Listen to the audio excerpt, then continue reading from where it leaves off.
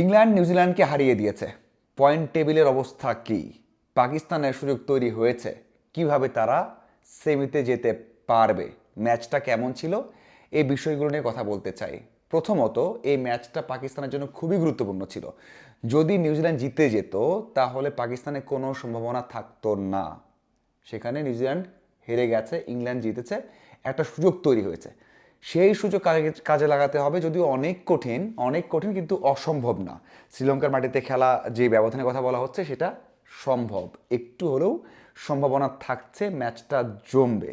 এবং প্রথম কথা হচ্ছে ওই যে ইংল্যান্ডকে জিততে হতো, একটা পর্যায়ে 160 রান চেস করতে নেমে 50 রানে 3 উইকেট, 58 রানে 4 উইকেট হারিয়েছে ইংল্যান্ড। তখন মনে হয়েছে যে কোনো ধরনের সম্ভাবনা আর নেই পাকিস্তানে, কারণ ইংল্যান্ড হেরে যাবে ম্যাচ। কারণ ইংল্যান্ড গ্রুপ পরে ভালো করতে পারছিল না, সেখান থেকে একটা ম্যাচ ভালো করেছে তারা, বড় ব্যবধানে হারিয়েছে শ্রীলঙ্কাকে।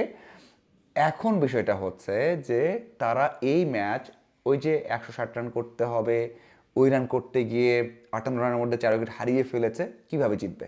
অবশেষে তারা জিতেছে। স্যাম কারান ভালো করেছেন, শেষ দিকে দারুণ একটা ইনিংস খেলেছেন, সেখানে উইল জ্যাক্স পুরোটা টুর্নামেন্টে দারুণ করেছেন। সাথে আমি বলবো যে রেহান আহমেদ যে ইনিংসটা খেলেছেন 7 বলে 19 রানের, এটা ছিল টার্নিং পয়েন্ট।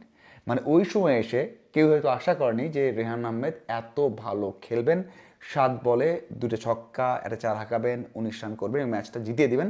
আমার কাছে মনে হয় ওই জায়গাতেই ম্যাচটা যারা জিতেছে, কারণ হচ্ছে 3 ওভারে দরকার ছিল 43 রান, ফিলিপসের 1 ওভারে এসেছে 21 রান, পরের ওভার স্যাটনার করেছেন এক্সপিরিয়েন্স বোলার, তার 1 ওভারে 16 এসেছে, শেষ ওভারে তারা 6 রান নিয়ে ম্যাচটা জিতে গেছে। এবং সেখানে উইল জ্যাক্স ব্যাটার ফর্মে রয়েছেন, ঠিক আছে, কিন্তু রেহান যে এত বড় সাপোর্ট দেবে সেটা হয়তো বা কেউই আশা করেনি, নিউজিল্যান্ডও হয়তো বা সেই আশাটা করেনি, সেই কাজ করেছে। পয়েন্ট টেবিলের যে অবস্থা সেখানে ওই যে বললাম নিউজিল্যান্ড পাকিস্তানের যেই বিষয়টা এখন ঝুলে আছে, মানে ইংল্যান্ড কোয়ালিফাই করে গেছে, 3 ম্যাচে 3টাই জিতেছে। এখন 2 ম্যাচে 3 পয়েন্ট, 3 ম্যাচে 3 পয়েন্ট নিউজিল্যান্ডের, 2 ম্যাচে 1 পয়েন্ট পাকিস্তানের, এবং শ্রীলঙ্কা 1 পয়েন্টও পায়নি। যদি তারা শ্রীলঙ্কাকে হারায় পয়েন্ট হবে 3। এই যে 3 পয়েন্ট হবে পাকিস্তানের, সাথে 3 পয়েন্ট আছে নিউজিল্যান্ডের, তখন আসবে রান রেটের বিষয়টা। এখন যে রান রেটটা আছে সেটা ইংল্যান্ডে তো রান রেট প্রশ্নই আসে না, তারা 3টে জিতে গেছে। নিউজিল্যান্ড তাদের প্রশ্ন আসে, তাদের রান রেট হচ্ছে 1.390। পাকিস্তানের রান রেট হচ্ছে মাইনাস মাইনাস 0.461, মানে অনেকটা পিছিয়ে আছে। এই জন্য তাদের বিষয়টা আসছে কিভাবে হারাবে। এখানে যে সমীকরণ দাঁড়িয়েছে সেটা হচ্ছে যদি আগে ব্যাট করে পাকিস্তান তাহলে 64 রানে হারাতে হবে। মানে শ্রীলঙ্কার মাটিতে শ্রীলঙ্কাকে হারাতে হবে 64 রানে, সম্ভাবনা আছে, কারণ তারা 2টা ম্যাচই হেরে গেছে, বড় ব্যবধানে হেরেছে এবং তারা মানসিকভাবে ব্যাকফুটে আছে এবং আর তো টুর্নামেন্টে তারা নেই।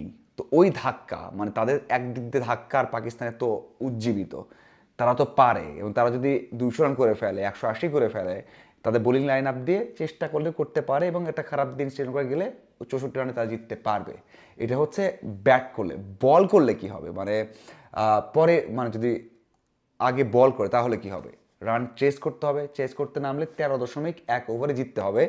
বাংলাদেশের একটা সমীকরণ দাঁড়িয়েছিল সবশেষ বিশ্বকাপে, আফগানিস্তানকে 12.1 বা 2 ওভারে হারাতে পারলে বাংলাদেশ কোয়ালিফাই করতো সেমিতে। একই একটা সিনারিও তৈরি হয়েছে পাকিস্তানের জন্য, তাদেরকে 64 রানে জিততে হবে, অথবা ওই যে যেই রানই করুক শ্রীলঙ্কা, 120, 130, 180, 190, যেই রানই করবে তাদেরকে করতে হবে সেটা 13.1 ওভারে। আমার মনে হয় পাকিস্তান আগে ব্যাট করা ভালো হবে নাকি বল করা ভালো হবে? আমার মনে হয় আগে বল করা ভালো হবে। যদি 140-50 রান তারা থাকে, তারা কিন্তু উইকেট রেখে সেটাকে কাভার করলেও করতে পারে, কিন্তু আগে যদি 200 করে ফেলে শ্রীলঙ্কা কোনোভাবে, সেটা যদি 64 রানে কম হেরে যায় তাহলে, বা বেশি করে ফেলে, তাহলে কিন্তু তারা জিততে পারবে না বা জিততে পারবে না সেমিতে।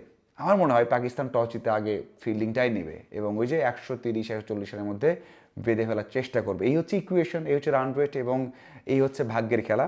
দেখার অপেক্ষা পাকিস্তান সেই কাজটা করতে পারে কিনা, এবং শ্রীলঙ্কা তারা পাকিস্তানকে আটকাতে পারে কিনা, এবং নিউজিল্যান্ডকে সেমিতে ওঠাতে পারে কিনা, অথবা নিউজিল্যান্ডের জন্য ইতিবাচক কিছু করতে পারে কিনা। আপনাদের কি মনে হয় অবশ্যই জানাবেন। ধন্যবাদ সবাইকে।